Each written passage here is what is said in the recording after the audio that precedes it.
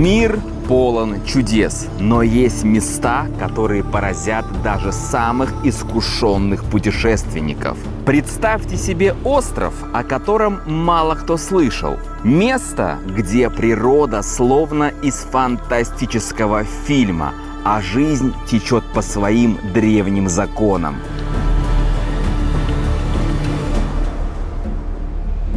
Добро пожаловать на Сокотру! Здесь нет шумных городов, топ-туристов и привычных нам удобств.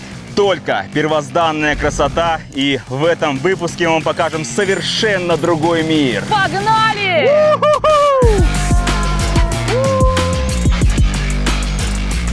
Вот это кадр! Почему именно Сокотра? Потому что это место для тех, кто хочет испытать настоящее приключение, кто готов увидеть Землю такой, какой она была миллионы лет назад.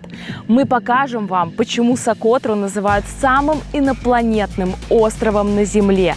И вы узнаете, что здесь есть такого, что заставляет путешественников со всего мира стремиться сюда. Такая небольшая компания у нас будет в этом туре на Сокотре. Это Мубарак, наш водитель, Аня, наш предводитель, и Султан, это наш гид. Ну и мы с Виталиком. А это наш автомобиль, на котором мы помчим, покажем вам всю Сокотру. Toyota Land Cruiser. Вещи загружаем и вперед.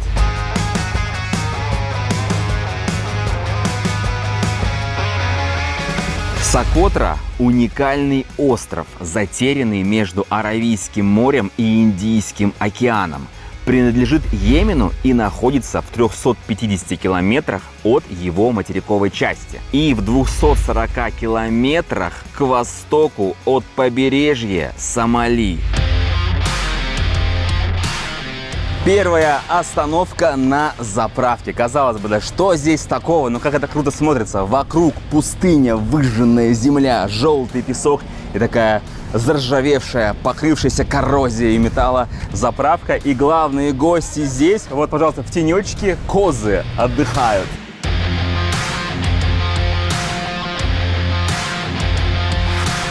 За 7 дней, получается, мы проедем вокруг всего острова Сокотра. И что немаловажно, ребята, вы сюда не можете приехать самостоятельно. Сокотра – это тот остров, куда можно только заранее забронировать себе тур организованный. И в составе вот такой группы, примерно как у нас, эксклюзивной, отправиться уже по острову.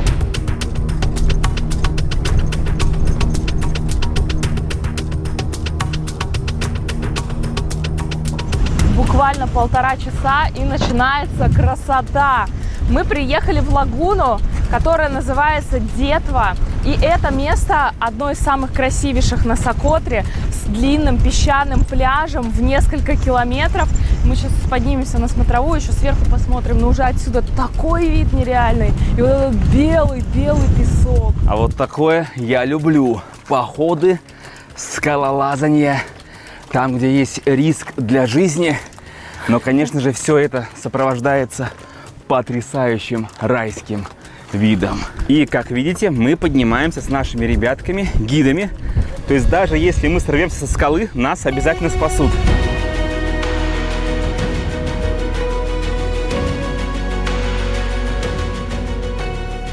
О, да! Смотрится все это, конечно, очень круто. Максимально эффектно, просто завораживает. Белоснежный пляж, такая коса и бирюзовый цвет воды.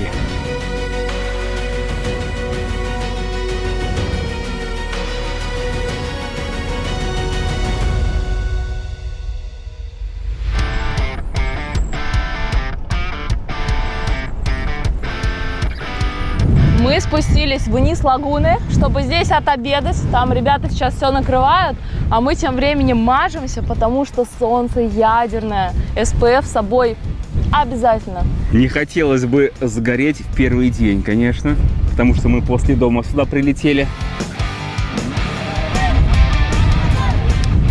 Местные ребятки подъехали на мотике.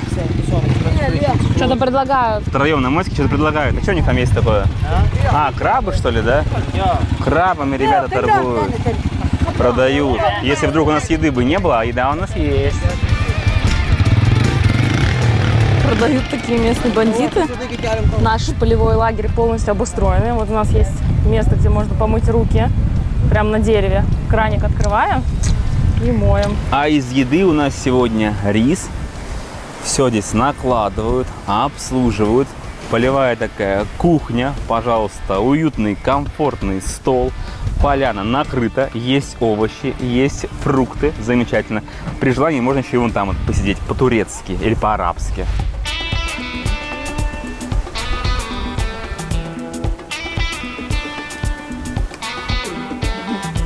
Сидишь такой с видом на Аравийское море и как в ресторане. Ешь, наслаждаешься, тебе сейчас обдувает ветер пустыни. Сказка.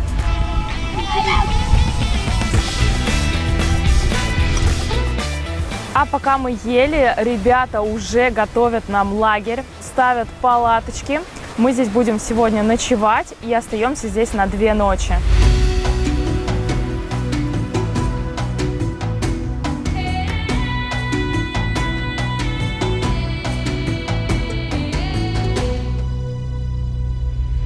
Прямо с нашим лагерем есть пещера, и там живет местный житель. Его зовут Абдулла, и прямо сейчас мы идем к нему в гости. Пытаюсь примерно сравнить с чем-то, но ничего мне в голову не приходит. Какая-то такая неповторимая природа, ни на что не похожа пока что. Между прочим, идем мы не просто где-то, а вдоль берега Аравийского моря. Первое соприкосновение с водой. Специально для этого надели кроксы. Ну, вода теплая. Вода теплая, но Путь к Абдулле непростой. Вообще Абдулла живет в пещере. Давай, погнали дальше. Приключения. Сказать, что вода теплая, ребят, это ничего не сказать. Парное молоко.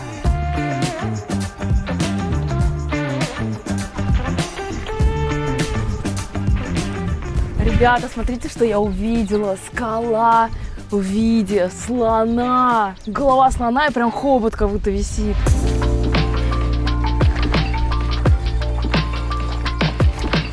Прямо напротив пещеры Абдуллы растут маленькие бутылочные деревья. Не такие уж и маленькие. Ну, это такое, только выросло, да? Мы с вами больше и выше увидим уже дальше по нашему маршруту. А пока вот такое, ну тоже очень красивое, милое. А вот здесь, посмотри, какие пупсики. А прям на камнях растут, да? Вообще, посмотри, Такие какое пробиваются маленькое, сквозь камни. с мою ладошку. Какой пупсик, ребяточки, какая милота. Смотрите, да? Это жизнь пробивается, это для вас мотивация. Вот вы, например, в квартире живете, в 4-комнатной, да, и вам нужно пробиться в жизнь. И вот это растение, это дерево бутылочное, яркий пример, как это нужно делать.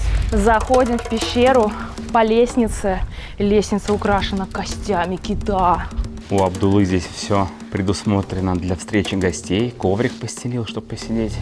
Череп черепахи, которая когда-то плавала под водой. И скелет дельфина отдыхает в тени пещеры. А вот и идет сам Абдулла, поднимается. Салам алейкум, Абдулла. Welcome. How are you? Hello, Good. hello, hello.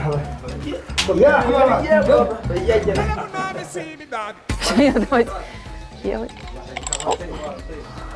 Первым делом Абдулла наливает нам чай. Thank you. Thank you. Ему 61 год, говорит, туда-сюда бегает. Каждый день туристы приезжают в пещеру посмотреть на Абдуллу, на его пещеру. Спортивный.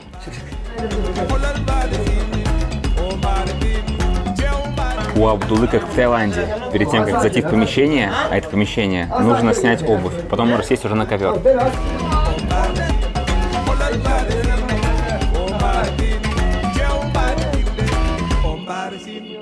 Зубы обезьяны. Зубы от обезьяны Абдуллы. мне дал Абдулла. Can I try? Yes. Он сам Ему весь зубами привезли увешан. из Бразилии эти зубы. Yeah, monkey. Monkey teeth. Не идет? Вообще шикарно. Это представляешь, вот это вот корень туда вниз уходит, там нервы, все дела, бедная обезьяна. Извините, а какого размера эта обезьяна? Это Кинг-Конг? Привет, своим ходом. От Абдуллы из пещеры Сокотры. Доброго пожелания. Отлично. Приезжайте на Сокотру! Вообще огонь. А это, между прочим, дети Абдуллы.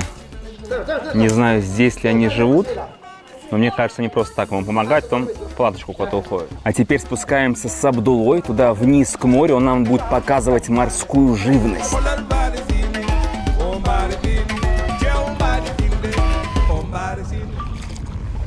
Я не успеваю. Здесь и закат с потрясающим солнцем, и Абдулла поймал краба. Смотрите, живой. Да, Живого краба просто поймал прямо вот здесь, вот, рядом с пещерой. Дай пузика ему, пузика. Оп, пузика погладим крабу. О, обалдеть. Все, ускакал. Смотри, чуть-чуть. Сейчас нас как за ногу схватит. Оп, зарылся. Рыба-шар достается из воды. Вот это он красавчик. Ребята, какой контент делает нам. Обалдеть. Она... This is danger? No? No danger? You touch. Опа. Смотри, она пищит. Оп, сдулась. Смотри, и уплыла под воду. А когда берешь ее, смотри, она надувается.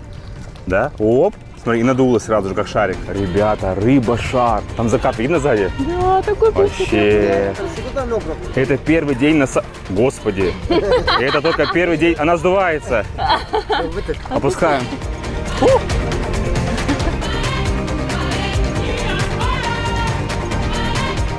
Так, друзья, смертельный номер. Огурец. Нажать? О! А это у нас гребешок. Yeah. То есть это элитная, дорогая еда, которая подается иногда в ресторанах. It's very expensive, yes? Yeah. You explain very Viagra for the. Как Виагра. Действует как Виагра, говорит. Tomorrow you find. Вот такой он внутри получается, этот гребешок. Он какой-то странный, да? Такой треугольный гребешок. Первый раз такой гребешок вижу. Вкусно. Вкусно. Нет, внутри то же самое, как мы ели на Камчатке. Такой же вот гребешочек. Как он нам заботливо, аккуратно поделил один гребешок на всех. Возьмем один кусочек гребешочка. Шикарно. Сейчас обожаю мои продукты. Это огонь. Мы тут с Абдулой ходим в поисках еды. А красоту-то сзади пропускаем. Посмотрите, какая скала, какая пещера. Он вот там живет, вот сюда спускается и прямо здесь ест. Не жизнь, а сказка. Напишите в комментариях, а вы бы так хотели жить? В пещере живешь, ешь прямо тут. Причем ничего не нужно готовить. Открыл и съел морепродукты готовые. Картошка? Yeah, Так. sea potato. Это у нас картошка Yeah. sea potato. Ну-ка, посмотрим. Опа. This animal. Это можно трогать? Can touch? But when she's scared, we bring egg. Ух ты! Это что, Yeah. она испугалась? Опасно для зрения вот это, да. Смотри, она еще То раз есть, если это кто-то на делает. нее охотится, она вот это выпрыскивает такую краску, и все. Ее никто не видит. Маскировка. Sea potato. Картошка. Си-потейто, ничего себе картошка. Slab. Это рот и голова. Обалдеть, первый раз такое вижу. Блин, он прям... Так, ну-ка, вот. Пошла красочка картофельная. Смотрите, как будто бы два глаза и рот. И она дышит этой краской, смотри. А Как это спагетти. яйца этой картошки, он сказал. То есть она This grass, but this is- рождается вот из этого, картошка эта. Yeah, eggs. Нормально. Яйца в виде макарон, спагетти. Yeah. Так, спагетти, yeah. И все это мы закусываем устрицей, ребята. Только что пойманной с морского дна. Там свежак. Там шевелится во рту. Ням-ням-ням-ням-ням. И еще одна устрица.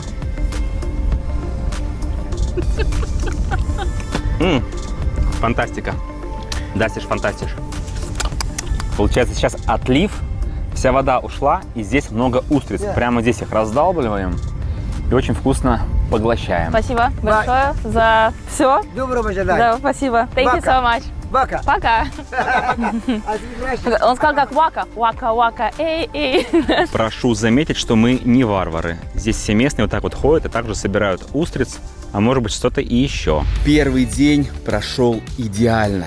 И мы под лучи заката уходим в наш лагерь на ужин и баиньки-баиньки бою до следующего дня.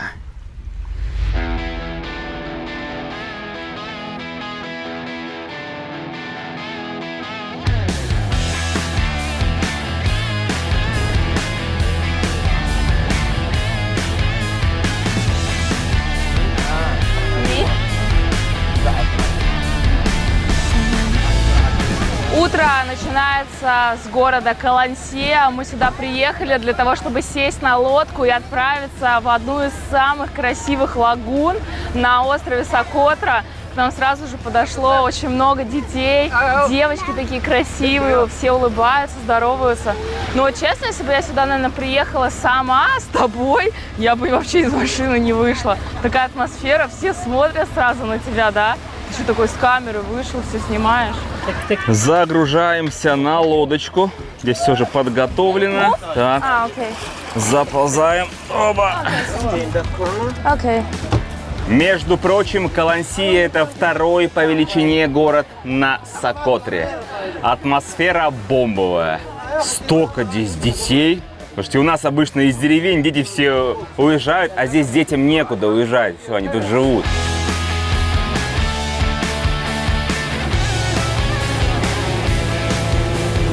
Нам 1,5 часа в дороге на лодке. Наслаждаемся видами.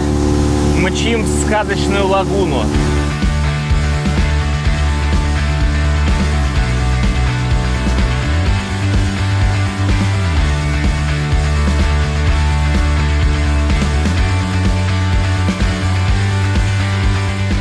Зацените, скала I Лев. did, but I didn't catch. Вот она, мордочка с ушами. О, дельфинчики пошли. Повезло нам. Какие Прямо рядом с скалами. Ой, еще молодцы.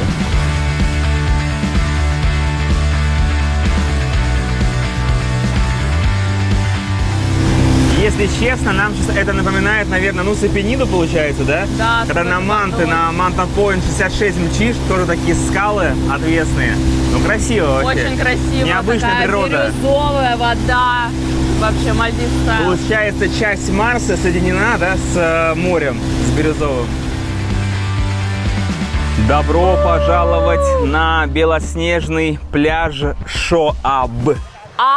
Балдеть! И знаешь, что? И никого нет здесь. Никого! Ни одной Только мы. души. Наша банда. Обалденно. Какой Шикарно. белый песок мягкий. Давайте я вам продемонстрирую, ребят, смотрите. Песок, как мука. На Мальдивах точно такой же песок. А это, получается, наша временная база, где можно кинуть вещи и пойти купаться и снимать видео красивые.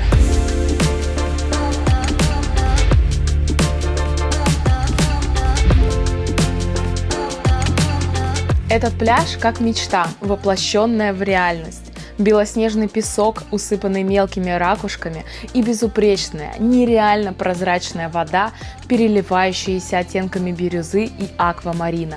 Нет ни шумных толп, ни следов цивилизации, только мы, бескрайнее море и легкий шум волн. Это идеальное место, чтобы забыть обо всем, слиться с природой, остаться наедине с мыслями и ощутить настоящее спокойствие.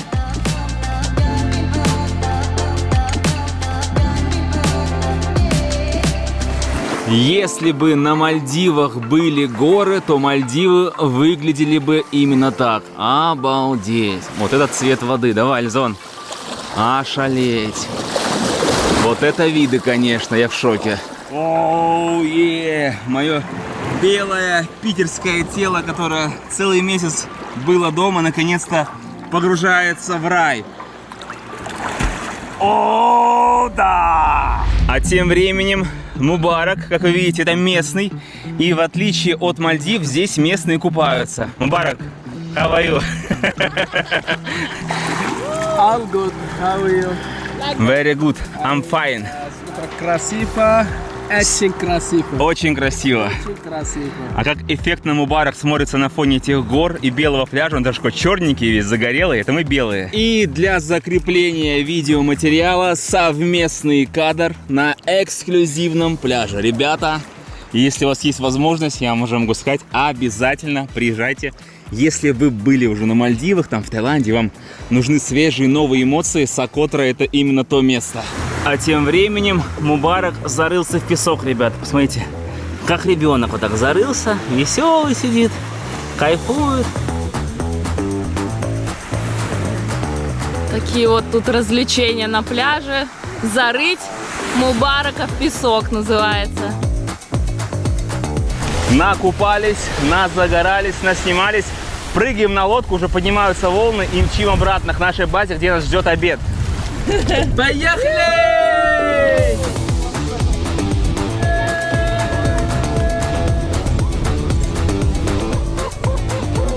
Вот это ветрище. Вот это кадр, ребята, засняли. Смотрите, мы мчим на лодке, и птицы нас обгоняют по кругу. Ошалеть. А вокруг-то скалы вот такие вот. И мощная скорость, волны. Офигеть, да? Это было невероятно. Мы вернулись обратно в город Калансия. И зацените, как здесь дети развлекаются. Соорудили свои мини-кораблики из бутылок и плавают здесь. Стервятники налетели. Деревушка-то рыбная все-таки. И остатки рыбы здесь дербанят. Мы сейчас будем запускать дрон. Тут уже собираются зрители. Ну да. Все здороваются. Раньше в Юго-Восточной Азии, когда только дроны появились, все дети также реагировали. Сейчас такое редко. И вот здесь все это еще осталось. Уж туристов мало приезжает.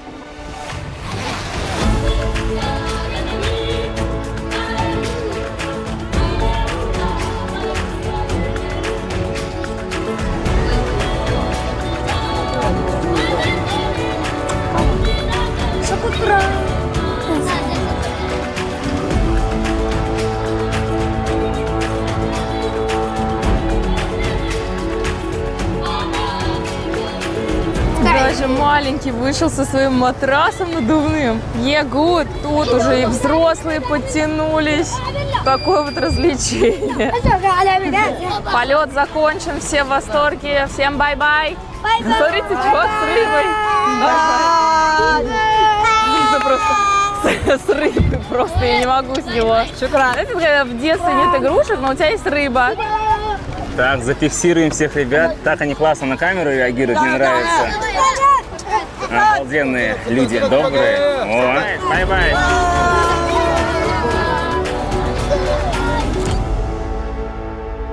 Вот это, конечно, эмоциональная поездочка, да? Как тебе? Обалдеть, Это только второй день, ребята, приключений. Как же приятно вернуться в наш лагерь, где уже установлены палаточки, потому что в этом месте мы ночуем 2 ночи.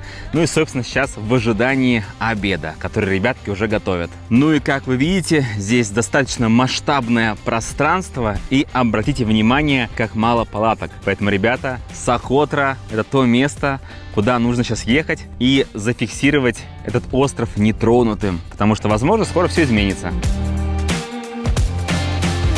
А едим мы вот здесь. Такой шалашик, красивый, здесь тенечек. Еда уже готова. Получается, здесь у нас жаркое или рагу овощное. Здесь имеется рис.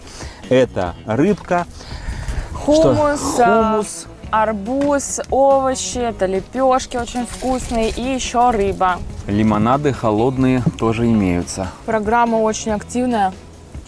Как вкусно просто поесть. Да. Залетает со свистом. Между прочим, Сокотра – это козлиный остров, если вы не знали. Вот, пожалуйста. Опа! Подглядывают за нами здесь. А питаются они здесь салфетками. О, посмотрите, убежала, все. И салфетку жует. Оп. После обеда решили прогуляться по отливу. Прямо рядом с нашим лагерем, напротив. Морюшка обмельчала, крабы убегают, целые стаи крабиков убегают в сторону горизонта. И мы идем на песчаную косу. Ну как же здесь круто, ребят, посмотрите. Вау, вот это мощь, мощь природы. Братан, ну куда ты побежал-то? Ну подожди, мы же с тобой поздороваться хотели.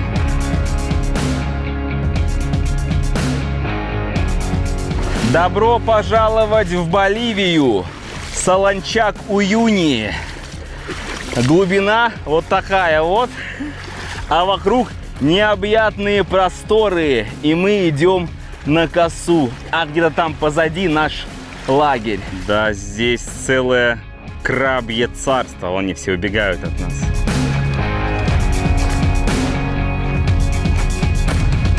Абсолютно нетронутый бархан, и наши ноги первыми делают шаги на него. Мы вместе с вами аккуратненько поднимаемся наверх. Сделаем вот такое вот видео на 360 градусов. Вон там позади лагерь, горы. Там где-то был у нас товарищ Абдулла. И теперь вот сюда вот так делаем, залетаем. Вот это да! И морюшка, бирюзовые оттенки. И абсолютно никого нет. Ты как, Лизон? Обалдеть. Такая дюна белая, да? Да. Конечно. Это не Идеально. описать словами. Вот только ветер ее тогда прополировал, и нет ни одного человеческого следа. Крабики убегают в сторону морюшка. Никого нет. Хоть раздевайся здесь и купайся голышом. Обалдеть. Класс. Лизон, смотри. Что там за желтые штуки? Это крабы желтые, что ли? Смотри. Да, целая Желтые крабы.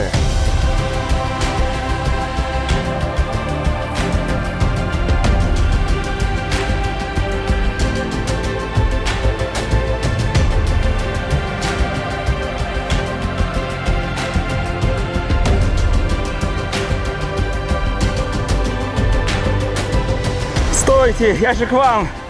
Я же с миром. Куда вы все убежали? Крабики. Крабики, стойте, стойте, они все убегают от меня. Вот это да. Нигде такого еще не видел. А кто-то в сторону барханов побежал. И жена так эффектно двигается в мою сторону.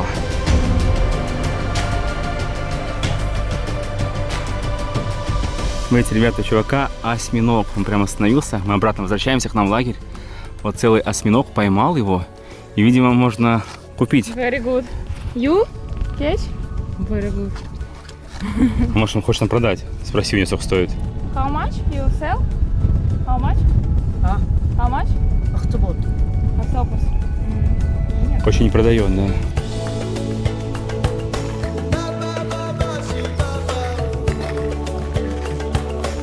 Такие насыщенные дни, это всего лишь второй день, еще идет.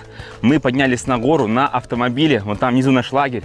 Там находится дюна, где мы с вами только что были. Мы там даже искупались, но только это не снимали, потому что там был один такой пикантный момент. И здесь ребята накрыли поляну, расстелили ковры. И вот с таким потрясающим видом мы здесь будем сидеть и провожать лучи солнышка. Там внизу ребята играют в футбол. А теперь посмотрите, где они играют. На Сокотре местный хлеб называется бухамари. Нам только что вот ребята испекли, с собой сюда наверх подняли. И чай, между прочим, с молоком. Это как масалати в Индии, но не нечто похожее. Жирные приедем с этого путешествия. Кроме так, живот уже огромный.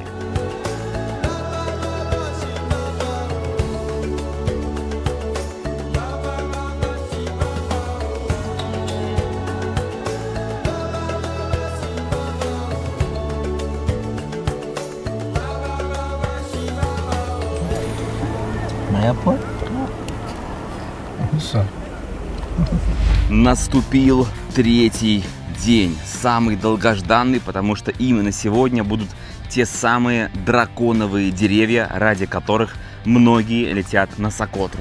Но сначала просыпаемся, вылезаем из палаточки, моемся, завтракаем и вперед.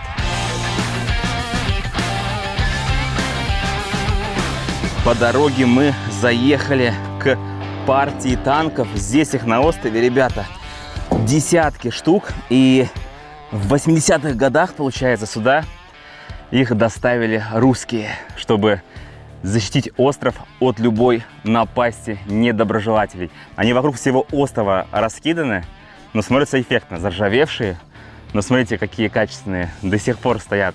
Казалось бы, да, только осталось гусеницы заменить, я думаю, и можно ехать. Между прочим, танки так и не были использованы. И вот как их поставили сюда, так они и стоят и потихоньку скрываются в толще белоснежного песка. Ну и, естественно, любознательным людям, вроде меня, конечно же, хочется заглянуть, что же там внутри танка. О, здесь все в песке, но даже приборы какие-то остались, сохранились.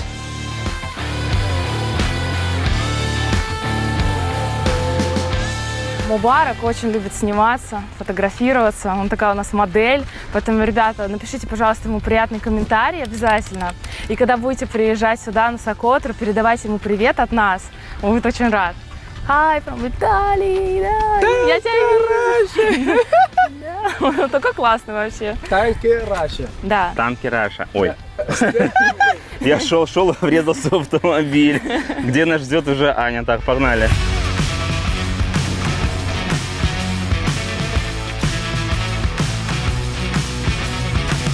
И вот те самые драконовые деревья, ради которых мы приехали на Сокотру.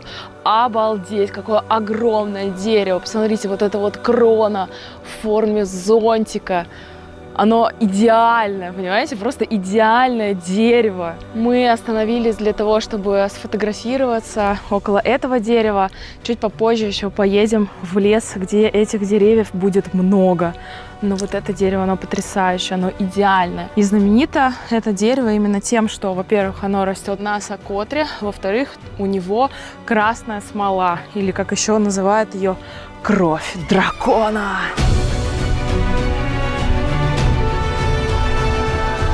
По одной из легенд, 1000 лет назад над островом пролетал раненый дракон. Из него капала, сочилась кровь. Эти капли крови падали на землю острова, и потом из этих капель выросли вот эти вот самые деревья. А сейчас, ребяточки, мы с вами вместо дракона на дроне летим над островом и наслаждаемся этой красотой.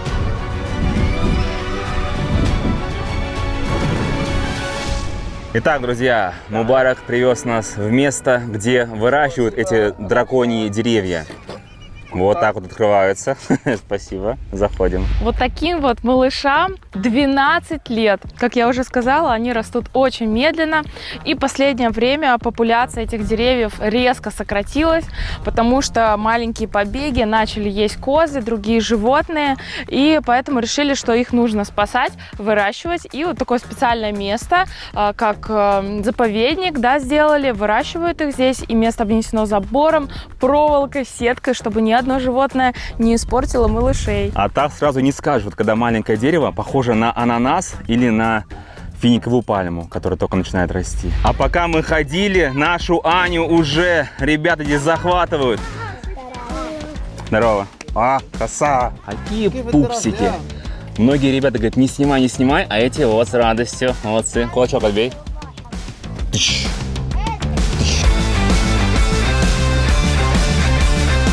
Спускаемся в каньон Вади. Вади — это на местном каньон. Дирхур называется. Вот по такой вот дороге. Но сюда только на такой машине проезжать. Вон внизу же каньон виднеется. Бутылочное дерево. Как оно идеально вписывается в этот пейзаж. Наш автомобиль проезжает, я видео снимаю. Между прочим, оно цветет даже осенью. Какова красота! Не зря мы по этой дороге мчали и прибыли в какой-то настоящий оазис, как в фильме. Где-то там даже можно будет покупаться.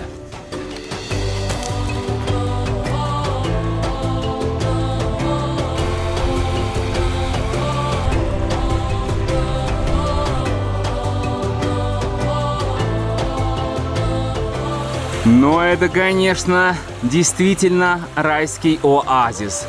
Присаживаешься в водичку, тут же рядышком водопад, горы, пальмы. А тем временем, пока мы здесь с пацаном прохлаждаемся, ребятки там готовят обед. В этом, конечно, кайф тура, что ты просто наслаждаешься, путешествуешь, себя возят и кормят. Но по-другому на Сокотре никак, только такой вариант. А вот и обед. Мы накупались, приходим, а здесь уже все приготовлено. У нас на обед традиционно рис с картошкой, с овощами. И сегодня курочка. Дополнительно свежие овощи, жареные баклажаны, картошечка мелко нарезанная. Отдельный лайк ребяточкам за Starlink. Вот справа, видите, такая конструкция. Ловит сигнал с космоса. У нас всегда есть интернет. Ну, как подключается к автомобилю, естественно. Поесть я люблю. И порции меня в целом абсолютно устраивают. Вот ребята еще, которые нас возят, они сами не доедают. Говорят, Виталик, вот тебе это, Виталик, вот тебе это. Хоть закармливают меня. Обратно приеду кулаком.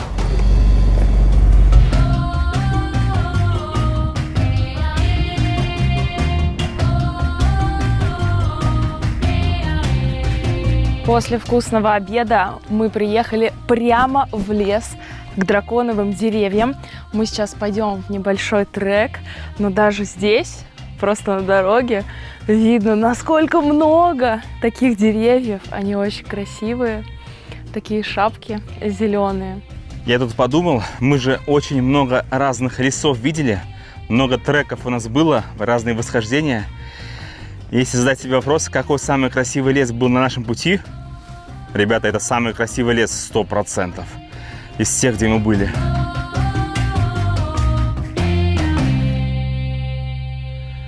А вот та самая кровь, про которую Лиза рассказывала. Дерево кровоточит.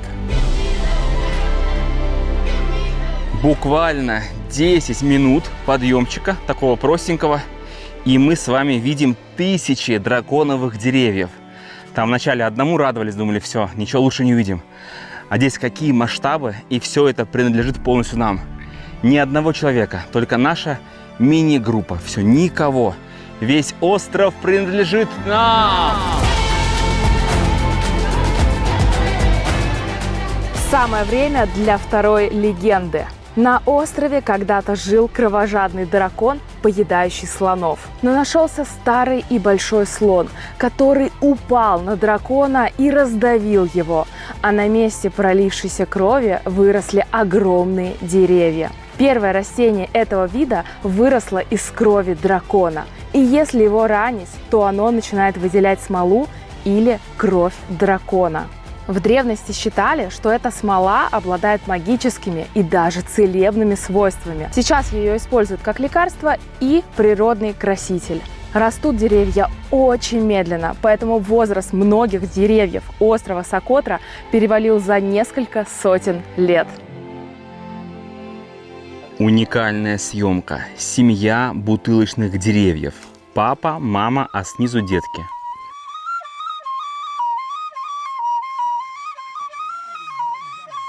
Финал третьего дня, и сегодня мы ночуем прямо в окружении этого леса. И новая локация, спим в другом месте.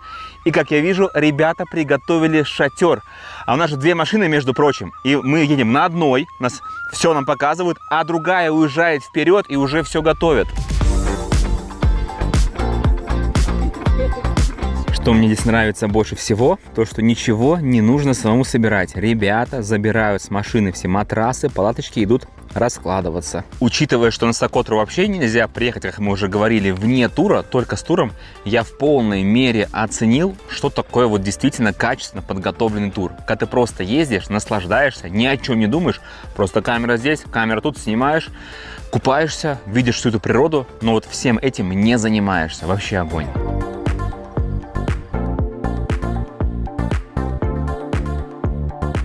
Что интересно у нас сегодня на ужин? Ребята приготовили, Лизон. Коза? У нас сегодня на ужин коза. И не просто коза, а коза, приготовленная в двух разных вариантах. И, кстати говоря, коза не та, что бегает по дороге, а специально выращенные козы для того, чтобы их есть. Ну, естественно, все это не просто так. У нас также гарнир, лепешечки, салатики, овощи. Все имеется. Попробуем козу на вкус. Очень даже вкусно. Очень даже неплохо.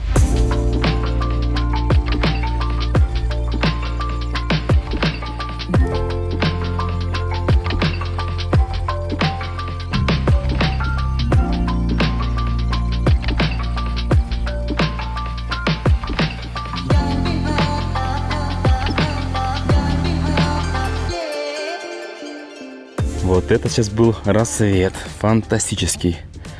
По ощущениям, как будто бы в каком-то затерянном мире мы находимся. Уже солнышко высоко поднялось над горизонтом.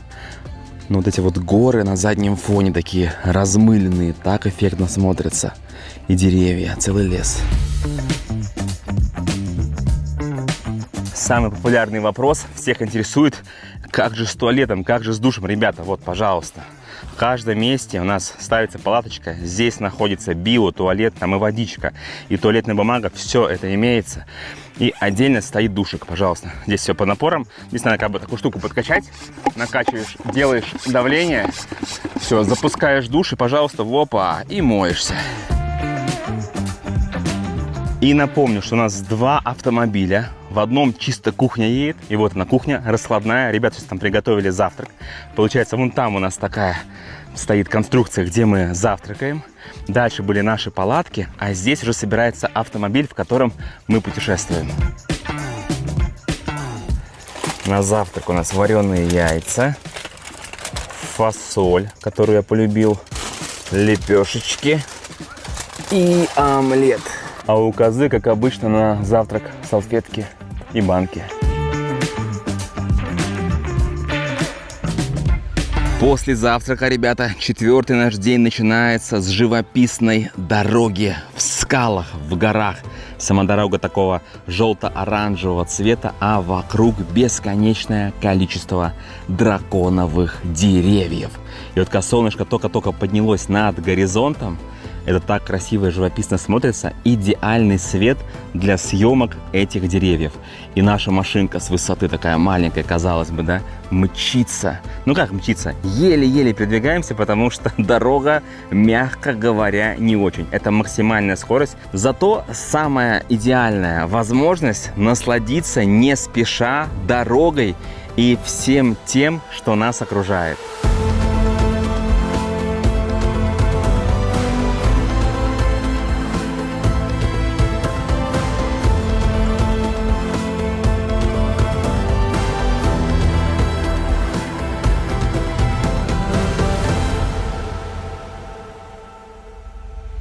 А так как мы никуда не спешим, то можно остановиться. У нас же индивидуальный тур и прикоснуться к бутылочному дереву, которое, как видите, цветет.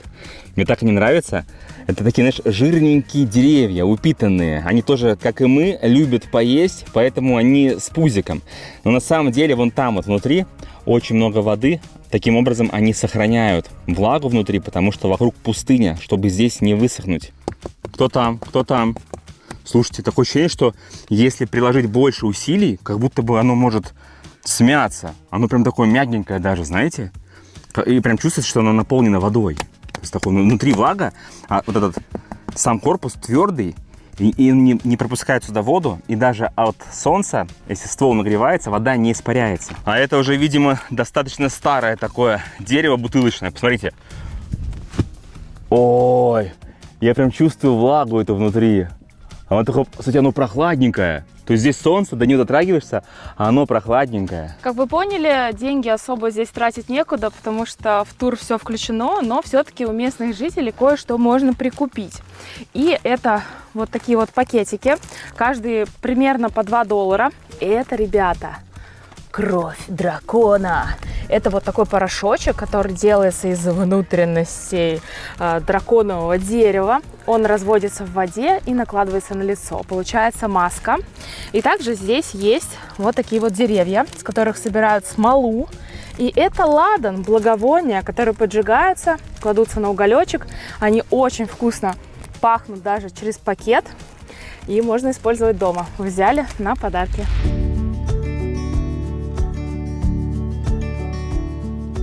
Прощаемся с этими замечательными, могучими деревьями.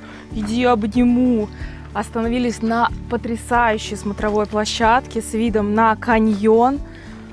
И сейчас спустимся к дереву, его обнимем. Мы будем скучать, да? Иди сюда. О, мы будем очень скучать.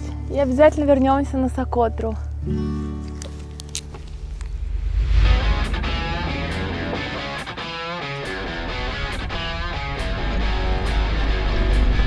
Девчонки маленькие вдоль дороги стоят. Знаете, что продают? Ладан и кровь дерева, которую вам Лиза показывала до этого.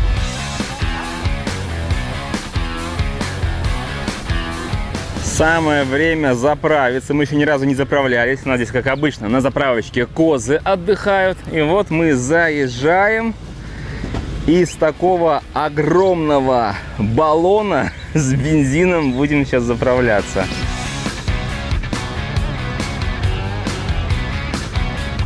А вот, кстати, и местные деньги. Мы же вам ни разу их не показывали, потому что все включено. Вот отсчитывает за бензинчик Мубарак. Бензин эмиратский, поэтому цена в дирхамах 1 литр 5 дирхам. Так, местная детвора, ребяточки, попросили прям сами, говорят, сними нас. Вот, ребят. И здесь, смотрите, находится магазин, вот магазинчик, где мы затариваемся. Там кока-кола, какие-то спрайты. Смотри, кепку мою хочет. И убежит сразу с моей кепкой. А вот, собственно, и магазин. Здесь Мубарак затаривается. Кока-кола там, да, спрайт. Вот такой вот кока-кола. Какая-то тушеночка есть, разные чипсы, конфетки, чупа-чупсы. Атакуют автомобиль, атакуют. Goodbye? Goodbye. Вот этот парень вообще классный, смотрите. Он говорит, не снимай меня, не снимай, но сам в камеру. Смотрите, сам в камеру лезет, хочет сняться на видео со мной, все-таки влезть. Очень антуражно, необычно. Сами понимаете, вы сюда одни не поедете, только в компании ребят, которые, если что, вас спасут. Иначе вас, возможно, в один из этих домов утащат. Все, ребята, бай-бай. Good boys, good boy. О, смотри, охлаждается кондиционером. О, чтобы вы понимали, что происходит. Интересненько. Последний такой раз было, наверное, в Бангладеш. Там тоже такая атмосферка классная. И, между прочим, многие кричат футбол, футбол, потому что многие сюда приезжают и мячики дарят, получается. А у нас мячиков нет. Смотри, кольцо мое хочет. Только пока кольцо давай. Нормально вообще. Не жена голову оторвет, ты что? И спустя 1,5 часа мы на юге острова, на берегу Индийского океана. Заняли одну из таких вот специальных палаточек, которые созданы из листьев пальмы. Песочек белоснежный, солнце ядерное. Здесь сейчас мы будем обедать. Финиковые пальмы. Какая красота, ребята. Пустынно, народа вообще нет.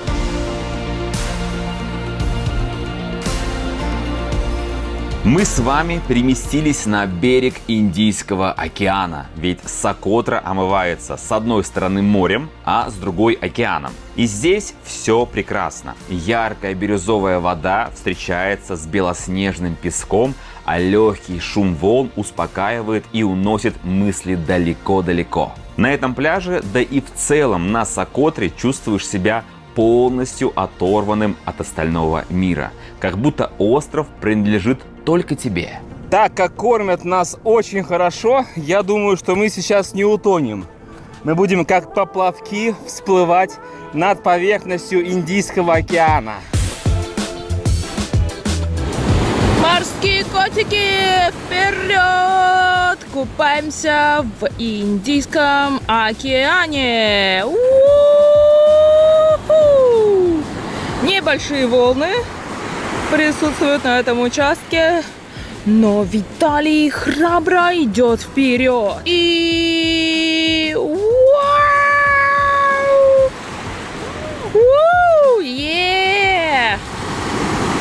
чувствуете, да, что в этом туре нас очень хорошо кормят? Очень хорошо кормят. А вода-то на самом деле теплущая. Лизон кайфует. Как молочко такое, да? Да, ну мутная из-за волн. Ну мутная. Вода мутная, но красивые цвета. То есть вот там внизу ничего как бы уже не видно.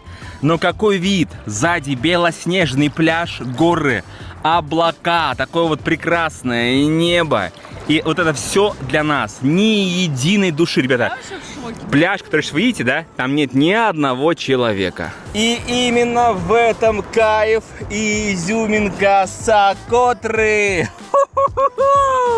Через камеру это никак не передать. Вот только находясь здесь, видя все вот это, ты это понимаешь, осознаешь.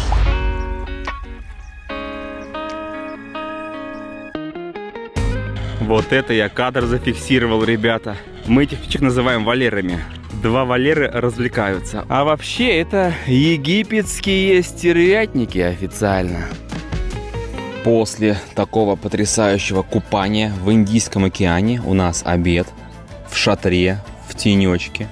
Вот так вот. Мы как шейхи какие-то. Богатые, блин, тут сидим.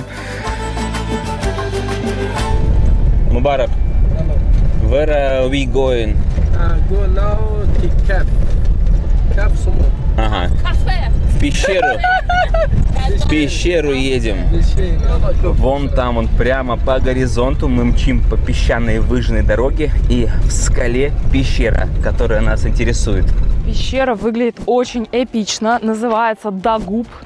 Такое впечатление, что мы сейчас первые, кто в нее зайдет, потому что мы ее идем исследовать. Непередаваемые ощущения на этом острове, потому что я не помню, где бы что так было, что ты везде как будто бы один. Потому что на остров в неделю всего лишь 2 рейса.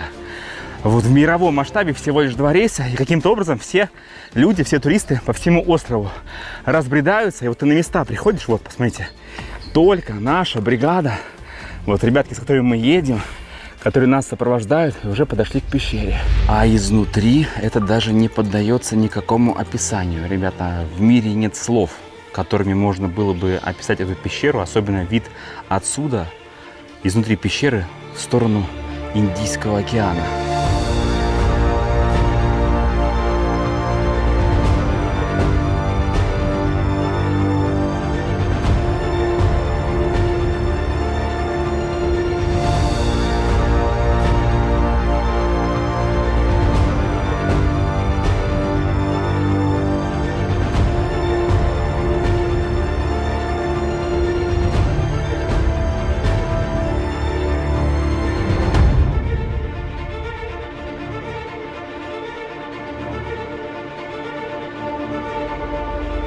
А внутри еще есть подпещера, и ребята говорят, что там живут мышки. Капец, здесь темнотища вообще. Глаз выколи, без фонариков, если. Здесь такая баночка стоит с записками. И люди пишут и оставляют свои имена. Мы тоже пишем, ребята. Если будете с этими ребятками в группе, да, вы тоже они будете нам свое покажут. имя здесь писать. Прям в пещере такая закладочка получается. Мышку я там, конечно, не увидел, она там летает, конечно. Ну, капец, ребята. Как же там жарко, господи. Ань, мне кажется, сейчас самое лучшее время прорекламировать свои самые лучшие туры по Сокотре.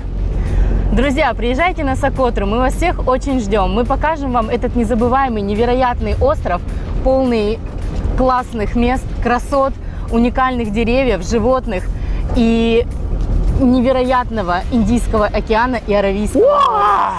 Чуть не Приезжайте. снесло камеру. Так что, ребята, приезжайте. Здесь и экстрим, и красота. Да, поехали! Ребяточки, традиционная сокотрийская музыка получается.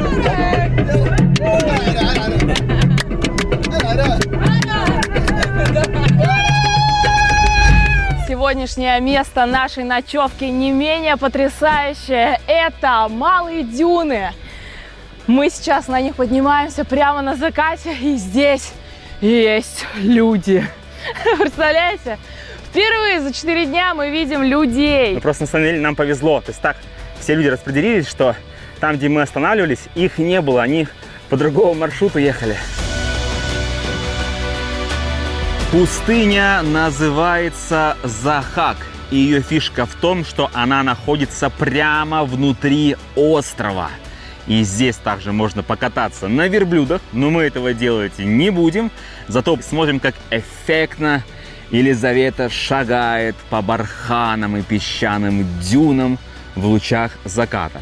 Ну, если честно, с погодой немножко не повезло, да, но картинка все равно получается сочная, мощная, насыщенная. И мы в этих лучах закатных и тучах отправляемся с вами на ужин в наш лагерь.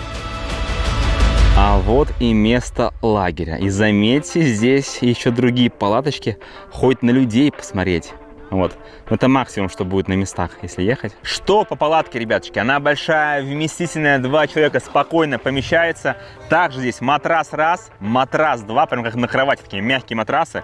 Естественно, простынь, естественно, есть такие вот пледики. И сзади у нас подушечки очень мягкие. Ну и, конечно же, вечером свет. А сейчас, как вы видите, сверху все это украшают гирляндами, которые вечером очень красиво светятся.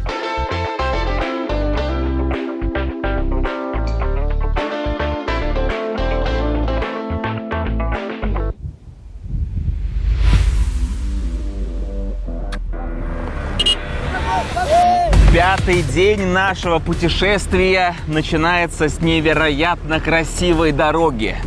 Отвесные скалы, пустынные вот такие вот цвета. И только на таком автомобиле здесь можно проехать. И опять, ребята, мы абсолютно одни, а тут еще под боком и Индийский океан. И вот в таком сочетании это все просто сносит голову. Невероятная красота. Пока что, наверное, самая красивая дорога, которая была на острове. Здесь много красивых дорог, там же, где деревья были, мы с вами ездили. Но вот это, наверное, по эмоциям самая кайфовая. Потому что все-таки океан. Океан мы с вами любим.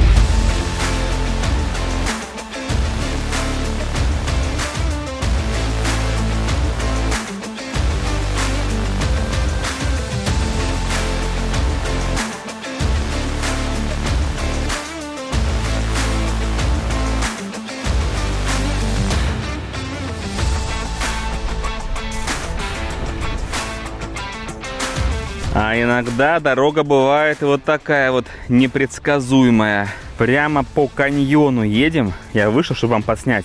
Эти ребята еле-еле передвигаются. Машут нам руками. Так. Давайте, давайте, едьте. Let's go, let's go. Быстрей. Так. Вот, и нам с вами предстоит вон туда уехать, где мы с вами будем купаться в Бирюзовом озере. На машине мы доехали до старта к каньону. Здесь начинается такой спуск по камням. Вот мы сейчас буквально на самой вершине. Как ты, Лизон, все закуталась там, да, я смотрю? Солнце адское. Чтобы не сгореть, все обмотались и идем вниз. Кстати, идеальная обувь для Сокотры – это кроксы, потому что мы то лазаем по камням, то заходим в воду. Поэтому никаких босоножек, закрытая классная обувь. Как только попадаешь в такую гористую и каменную местность, сразу же на горизонте появляются бутылочные деревья.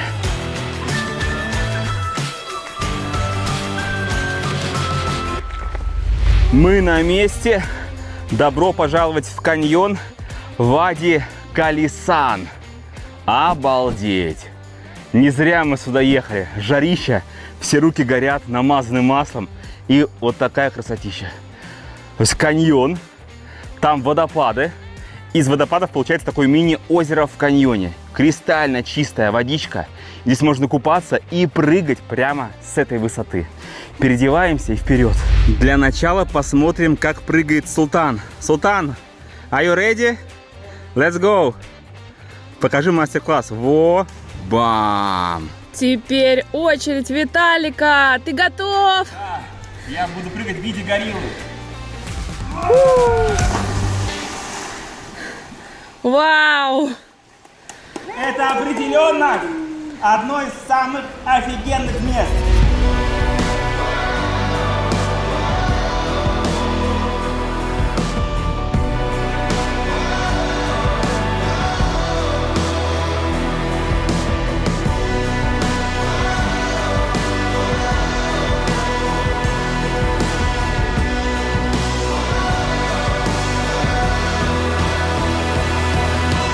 Для девочек также есть место, поэтому, девчонки, не пугайтесь. Видите, есть пологий вход.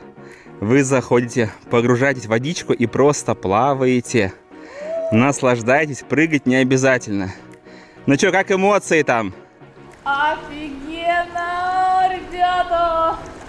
Очень круто! Ну и для полного погружения вид с воды. То есть, что видят наши глаза прямо сейчас. Надеюсь, вам через камеру все это дело, ребята, передается. Елизавета проплывает мимо нас, вон туда вот. Это наслаждение. Наслаждение для глаз и для своего сознания. Потрясающее место. А прямо сверху каньона растут бутылочные деревья. Украшают каньон.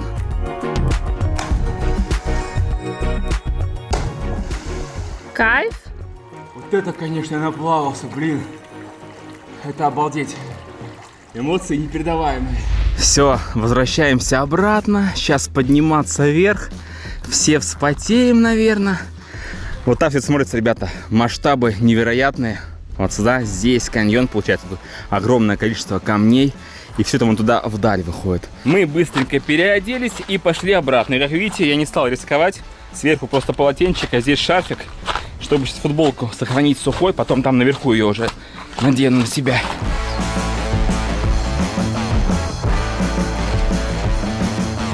Мы остановились прямо посередине поля по дороге, и девчонки, вот такие милые, красивые, принесли нам хамелеона, друзья. Посмотрите, дали прямо в машину. Такие классные.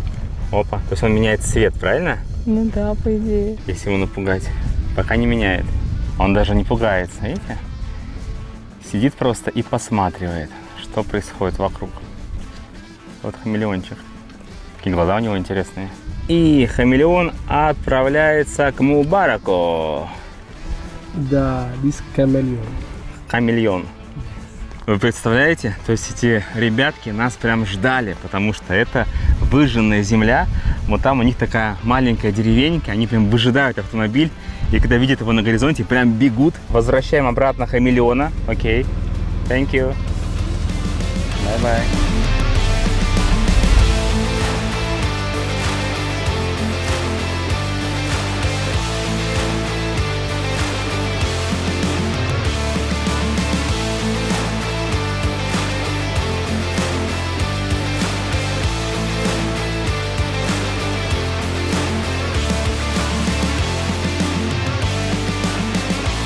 На Сокотре уникальные пейзажи, уникальные дороги. Там вот козочки идут. Тут у нас слева Султан лег прямо рядышком с автомобилем в тенечке. Я вам вот так вот погружу, покажу. И опять, смотрите, дорога, никого нет. Как будто бы мы одни путешествуем по Сокотре. Мы с вами уже были в лесу драконовых деревьев. А это целая поляна прямо у дороги вот таких вот замечательных бутылочных деревьев. Они все разные, и вплоть до самой верхушки горы каждые 2-3 метра стоит вот такое вот уникальное дерево. И это даже цветущее. Смотрите, как Мубарак красиво здесь вписался в эту атмосферу. В этом туре, мне кажется, вообще все идеально. Опять же, значит, скажут, нахваливай там все дела. На самом деле, действительно, мы почти каждый день смотрим уникальные разные места, красивые виды, но при этом всегда есть где покупаться. То есть ты не просто носишься по горам и там только деревья смотришь. Деревья очень круто сочетаются. Хоп, океан Индийский. Хоп, там морюшка. Это очень классно. Здесь однозначно нужно снимать фильмы. Декорации ставить не надо. Уже все готово. Как будто бы на другой планете находишься.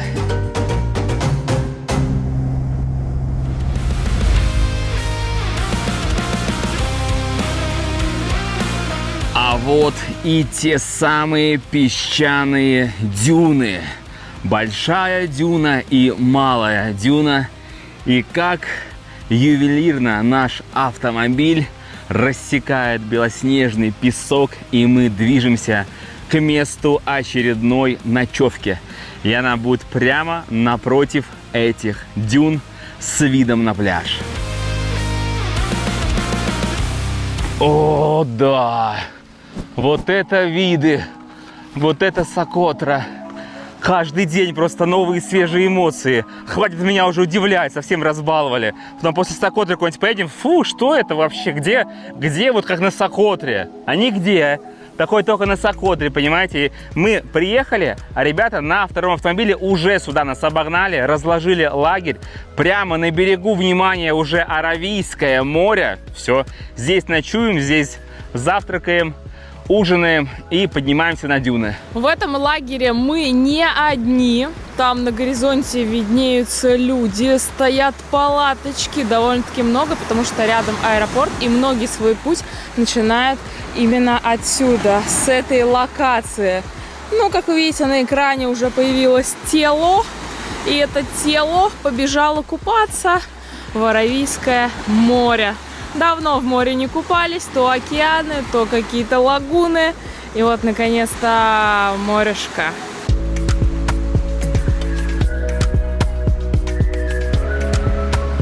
Водичка потрясающая, теплущая, да еще и с таким видом.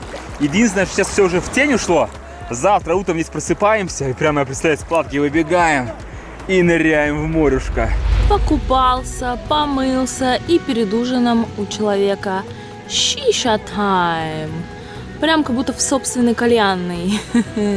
Еще ребята каждый день нам готовят вкуснейший хлеб.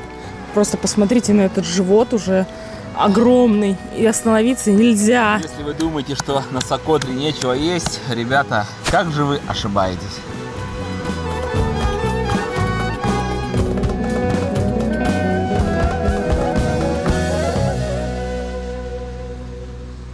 Резкая смена обстановки. Время 4:30 утра. Мы доехали до дюны и поднимаемся вот так в темноте на самую вершину. 200 метров, наверное, нам подниматься. Но нелегко, я вам скажу, по песочку такой идти. Фу. Ну, 200 метров точно было. Ветра вообще нет, мы все насквозь мокрые. Уже светает. Ждем восхождения солнышка.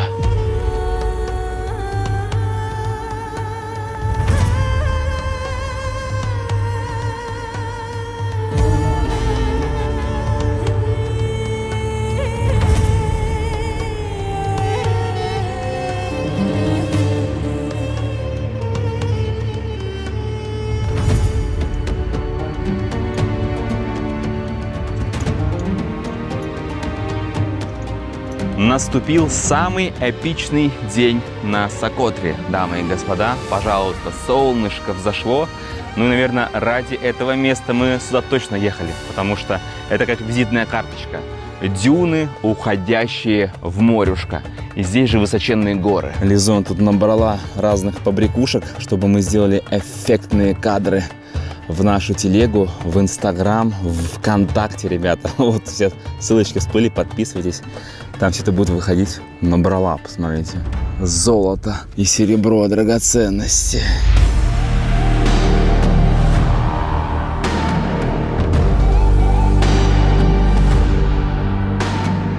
Перед вами величественные песчаные дюны, 200-метровые.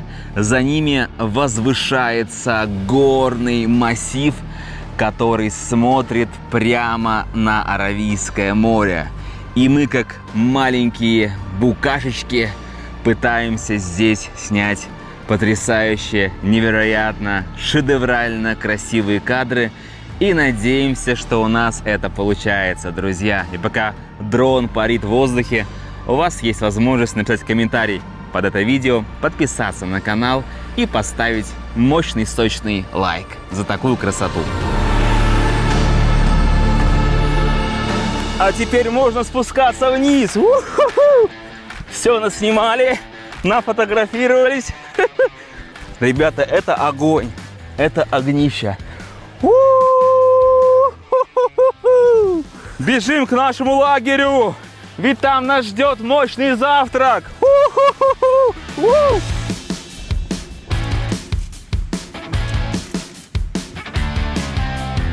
Ну и, собственно, после прекрасного завтрака начинается свободный день.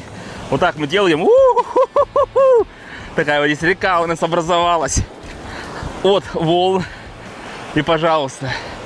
То есть у нас тур недельный, но есть один день полностью свободный. Вот в окружении такой красоты и этих дюн. Можно ходить на дюны хоть 100 раз. Можно купаться в море Аравийском. Можно вообще лечь в палатку спать. Можно пойти туда в сторону горизонта гулять по этому пляжу.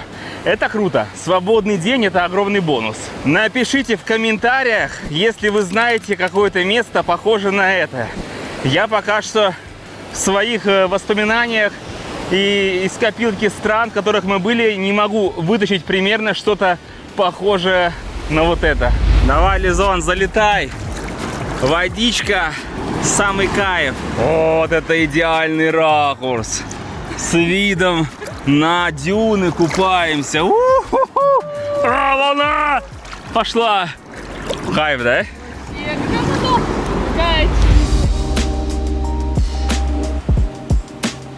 Свободный день продолжается, можно бесконечное количество раз купаться в море, делать красивейшие фотографии. А можно, ребята, отправиться в пещеру, здесь недалеко есть пещера, на 2-3 часа примерно вместе с гидом. Это бесплатно.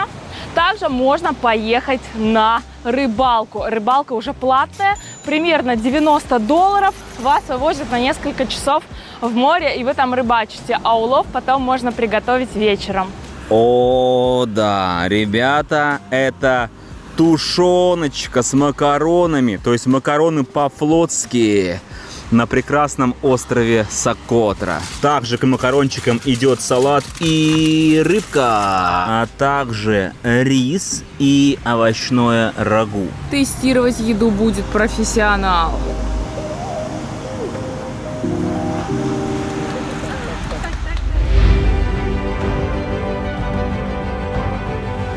Вот это кадр! Целое семейство дельфинов. 8 штук мы насчитали, буквально в 10 метрах от берега, плывут и наслаждаются видами на дюны и на скалы.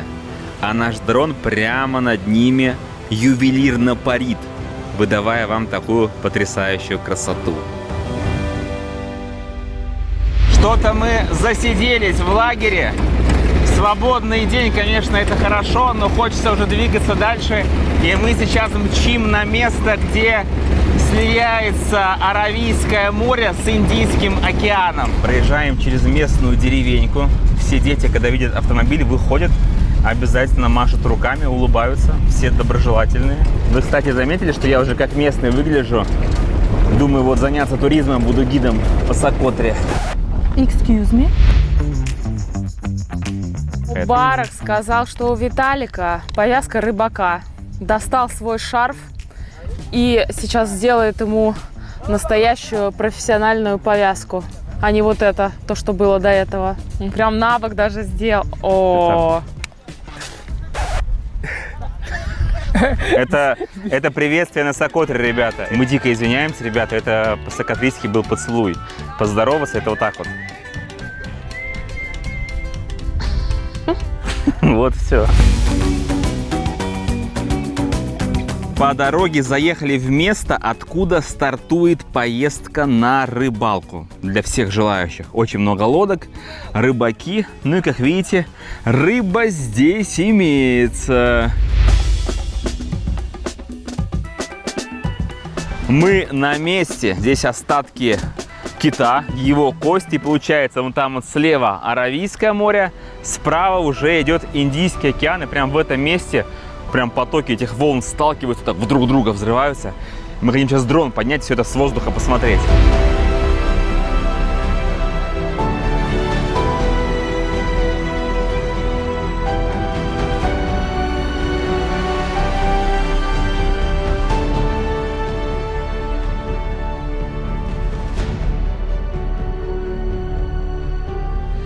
На сокотрийских белоснежных пляжах можно встретить вот такие вот кучки, их огромное количество. Это крабовые домики. Они, крабики, вырывают песок вот так вот, таким образом делая норочку. В этой норочке они спят, ну а домик просто остается.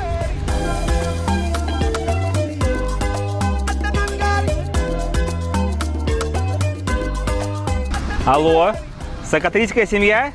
У нас сегодня с вами встреча. Можно подбежать? Окей, мы погнали. А вот и деревня. Мы доехали. Нас сразу же окружили дети. Все это с видом на закат красивенько смотрится.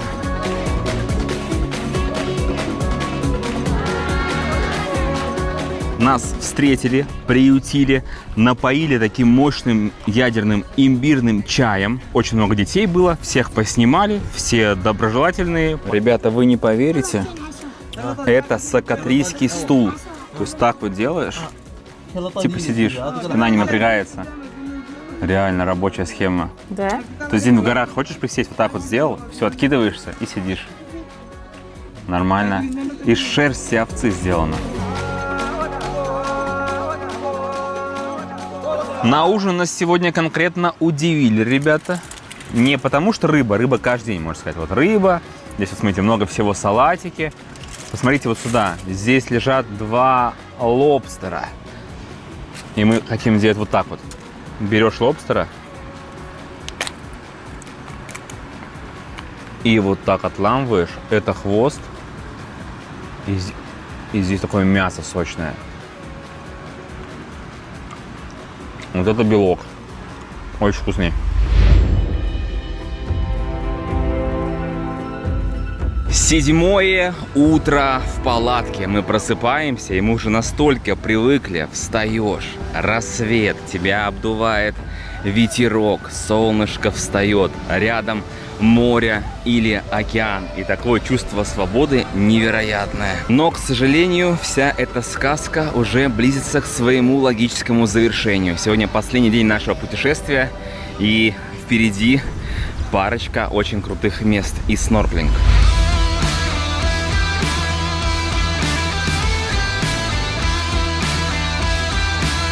Мы на месте, но ребята решили сначала потанцевать. Вот так вот встретились друзья.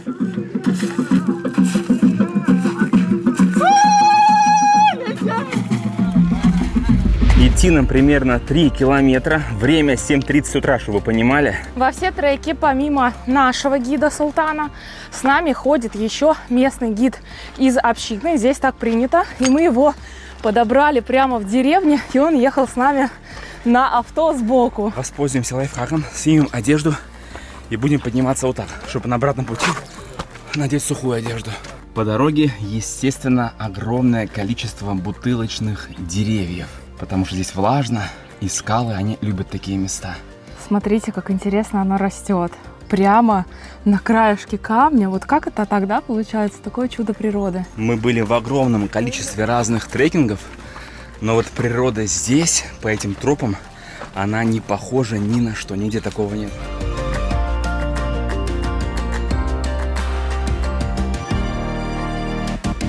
Посмотрите на человека, весь мокрый. Как будто тебя маслом облили. Подъем простой, но просто здесь очень влажно, весь потеешь моментально. А какой вид-то открывается позади нас. Видно Аравийское море, пляжи. Ну, подъем такой, ребят, солидный. Очень солидный. А вот и место, куда мы шли. Это Infinity Pool. Только что толпа народа отсюда ушла. Время 8:20. То есть мы поднимались 45 минут. И здесь последнее выжившее драконовое дерево. Прямо с видом на Infinity Pool. Ребята, место потрясающее. Мы сейчас будем плавать. Это место называют Infinity Pool, потому что, когда идут дожди, вода выливается через край и падает вниз. Создается эффект бесконечной воды на фоне горизонта, и оно как будто в море прямо попадает. Ну, считай, вот по этой, да? Вот по этой скале вниз стекает вода, да, и там морешко. Панорама шикарнейшая. Каким-то образом сюда забрались крабики. Живут здесь прямо, что-то кушают водоросли, походу. Представляю, какой кайф он сейчас получит. Мы все мокрые. О, класс! Вообще кайф. Сразу освежил моментально.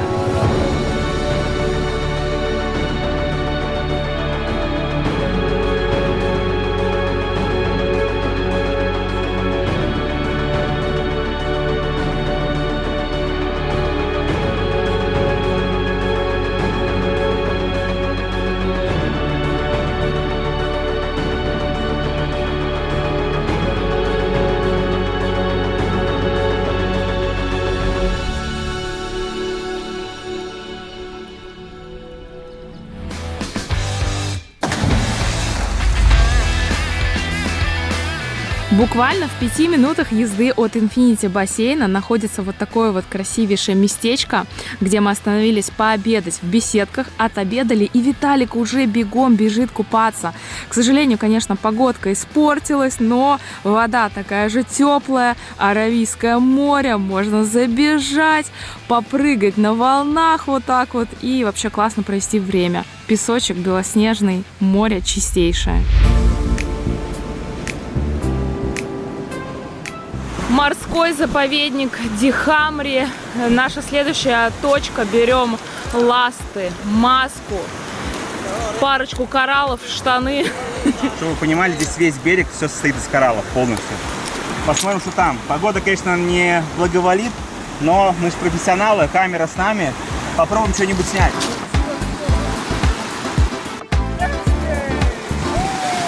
К сожалению, ребята, кораллы, которые под водой, не видно, потому что ветер, волны, еще и облака, солнце не видно. Ну вот, короче, понимаете, здесь все ими усеяно. Я пытался снять, у меня ничего не получилось. Нам просто не повезло, но опять же, не может же нам вести постоянно. На всех местах мы всегда одни, всегда светит солнце. Вот в последний день, ну не повезло. Зато чувствуешься как дома. В пижамочку переоделся и отдыхаешь. А в солнечную погоду при спокойном море, водичка прозрачная, можно посмотреть на рыбок, увидеть черепаху, но, к сожалению, здесь коралл мертвый, все-таки это не Египет, это не Таиланд, и на Сокотру люди приезжают совсем за другим. Но в целом поплавать можно, совместить приятное с полезным.